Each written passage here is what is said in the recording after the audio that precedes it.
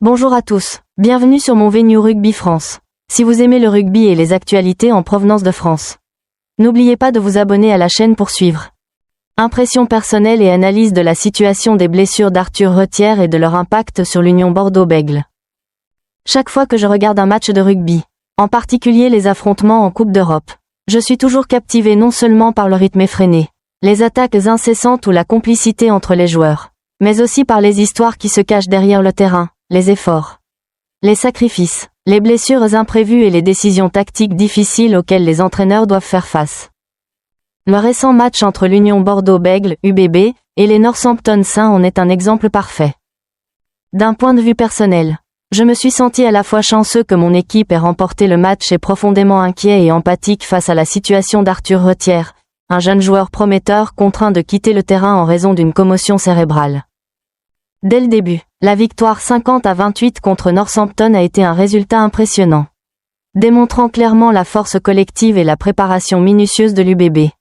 Il est facile pour les supporters de se concentrer sur les chiffres et le classement, et de se réjouir des 3 victoires consécutives en phase de poule de la Coupe d'Europe. Cependant, cette joie a été perturbée par l'image d'Arthur Retière quittant le terrain, le choc violent d'Henri Pollock et les premiers rapports peu encourageants sur son état de santé. Pour ma part, ce moment a été à la fois frustrant et révélateur de la résilience et des risques que les joueurs de rugby doivent endurer. La commotion cérébrale, même si elle peut se rétablir, reste un danger sérieux, et voir un jeune joueur affronter cela en pleine saison est un choc non seulement pour Retière, mais pour toute l'équipe. Ce qui m'a particulièrement frappé, c'est la manière dont cette situation a exposé la vulnérabilité tactique et le manque d'effectifs de l'UBB. L'absence de Maxime Lucu et Valentin Hutto a placé l'entraîneur Yannick Bru dans une position délicate, affaiblissant la ligne des demi de mêlée, la position la plus importante pour orchestrer le jeu et relier les lignes. Je me demande que si la blessure avait touché un autre joueur, l'équipe aurait peut-être eu des alternatives, mais avec Retière l'un des rares capables d'occuper ce rôle, la situation est devenue beaucoup plus critique.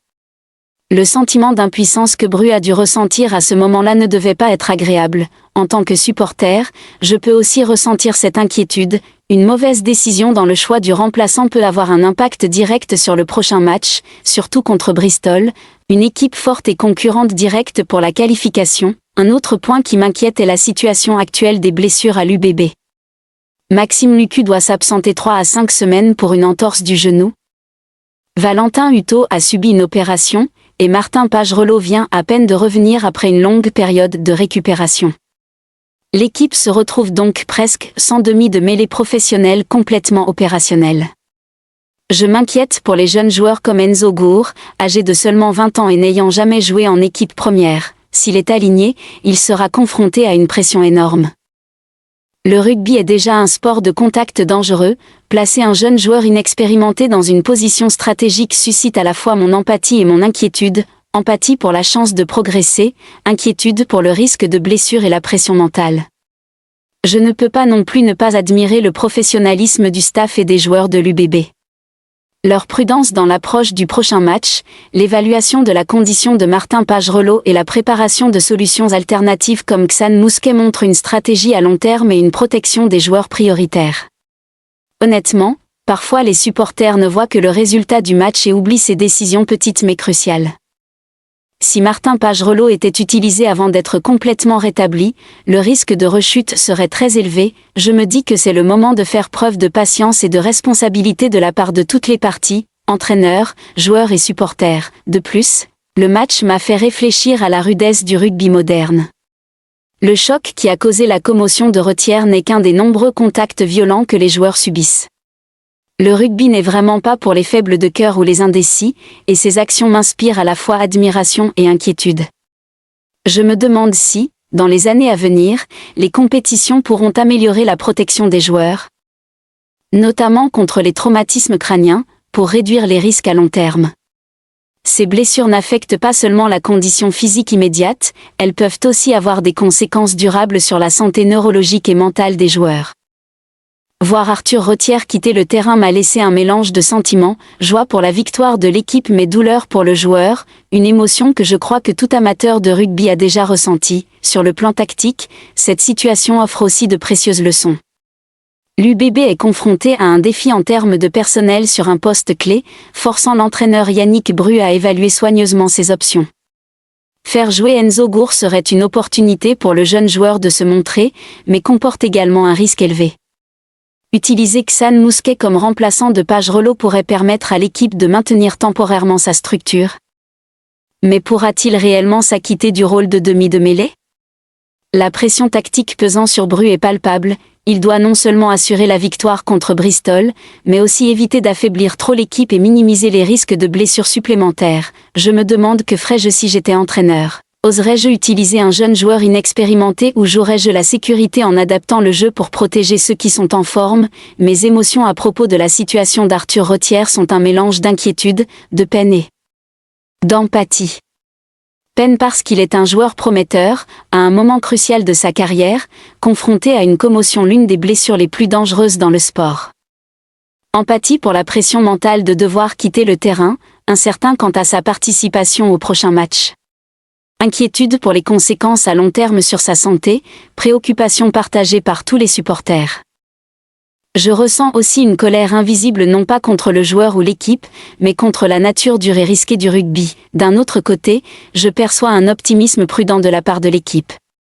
Les victoires consécutives renforcent la confiance de l'UBB dans sa capacité à se qualifier pour la phase suivante, mais elle reste vigilante. Chaque choix est réfléchi, les alternatives préparées, et surtout, la santé des joueurs est prioritaire. Je réalise que la victoire en rugby ne dépend pas seulement des compétences ou de la condition physique, mais aussi de la gestion humaine, de l'évaluation des risques et de la prise de décisions judicieuses en situation difficile.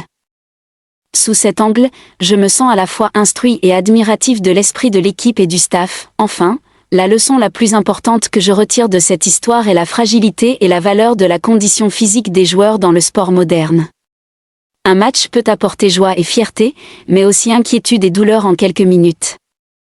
En tant que supporters, nous devons apprendre à accompagner l'équipe non seulement dans les moments de victoire, mais aussi lorsque les joueurs sont blessés, que l'effectif est affaibli et que la pression tactique pèse sur l'entraîneur. Je me sens rappelé de l'importance de la patience, du respect de la santé et de la sécurité des athlètes, et de l'empathie pour ceux qui donnent tout pour le maillot qu'ils portent. Dans l'ensemble, le match UBB Northampton, au-delà de la victoire écrasante 50-28, m'a laissé de multiples émotions et réflexions profondes, joie, inquiétude, peine, admiration et contemplation des choix tactiques difficiles pour l'entraîneur.